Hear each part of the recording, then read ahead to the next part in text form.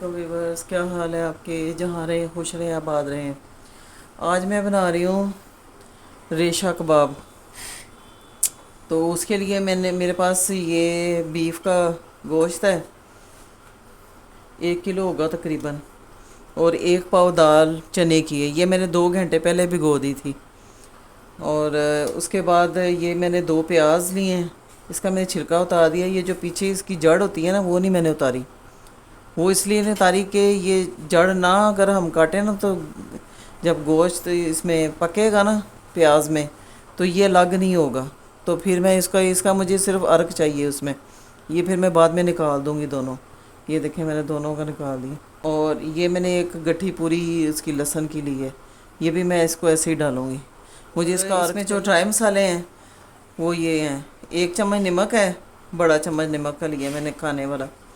ये 1 चम्मच नमक, 1 चम्मच दड़ा मिर्च, और ये मिक्स गरम मसाला है। इसमें दालचीनी है, बड़ी इलायची है, ज़ीरा है, और ये काली मिर्च है, लौंग है। और ये 1 चम्मच मैंने साबुत लिया है सूखा धनिया, और 1 चम्मच मैंने लाल मिर्च ली है, आधी चम्मच मैंने ली है इसकी हल्दी की, और ये जायफल जरबतरी का चौथाई हिस्सा मैंने लिया है। अब सबसे पहले ये चला जाएगा गोश्त, उसके बाद ये चला जाएगा। ये मैंने दाल 3-4 दफ़ा धोई है, तो ये इसका पानी मैं इसके साथ ही डालूँगी। और ये अब सारे मसाले चले जाएंगे। 1 बाउल पानी भी डाल दूँगी।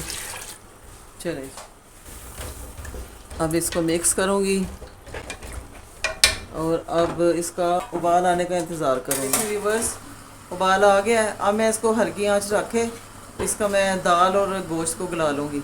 जब इसका पानी खुश्क होगा फिर मैं आपसे बात करती हूँ। व्यूअर्स, ये देखें पानी खुश्क हो गया, और ये गोश्त भी सारा देखें कितना अच्छा गल गया।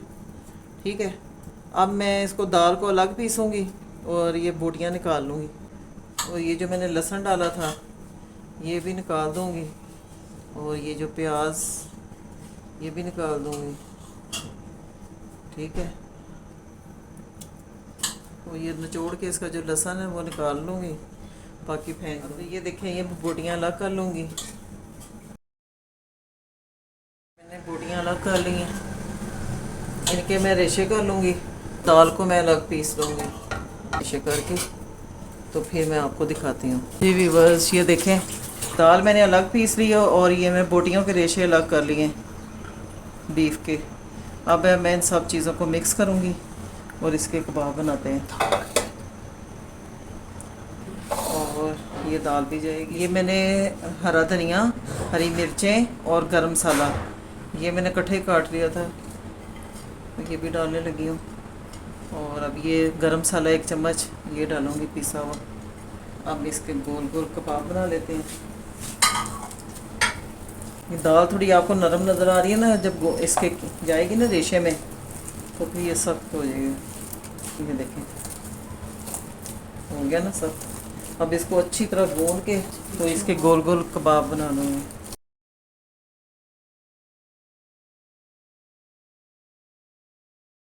अब इसमें अंडा इसके अंदर भी डाल सकते हैं, और अलग से भी अंडे के में डिप करके फ्राई कर सकते हैं।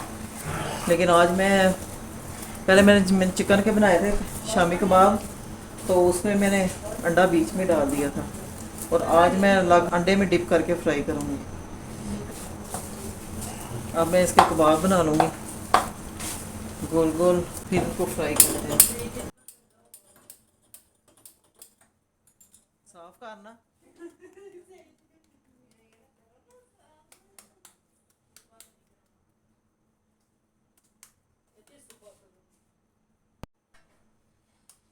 मलाइका ए मैं हुण बना रही हूँ ना, तू फिर बस बनाना दिखाना फिर कट देना है। जी व्यूअर्स, ये देखिए अब मैं इसमें अदरक डालने लगी हूँ। जी, अदरक इसलिए डाली है कि ये बीफ का गोश्त है, तो इसमें अदरक ज़रा ज़्यादा डालनी चाहिए।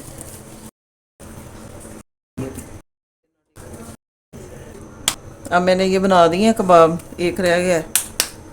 तो अब मैं इसको ना एक आधे घंटे के लिए फ्रिज में रखूँगी, ये थोड़ा सेट हो जाए फिर इनको फ्राई करूँगी। इसलिए आधे घंटे के बाद फिर मैं आपसे बात करती हूँ।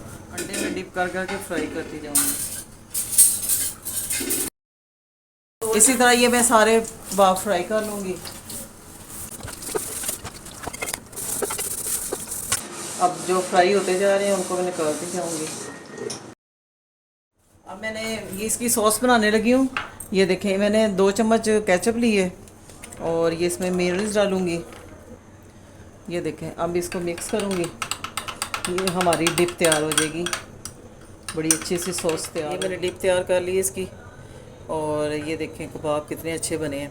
ये मैंने अंडे में जो डाला था ना 1 चम्मच पानी, ये उसकी वजह से ये जाली बनी है इसकी। ये देखें कितने अच्छे वो बने हैं रेशा कबाब। अगर आपको मेरी ये रेसिपी पसंद आई तो आपने सब्सक्राइब करना है, लाइक और शेयर करना है। इसके साथ ही मैं आपसे इजाज़त चाहती हूँ। अल्लाह हाफिज़।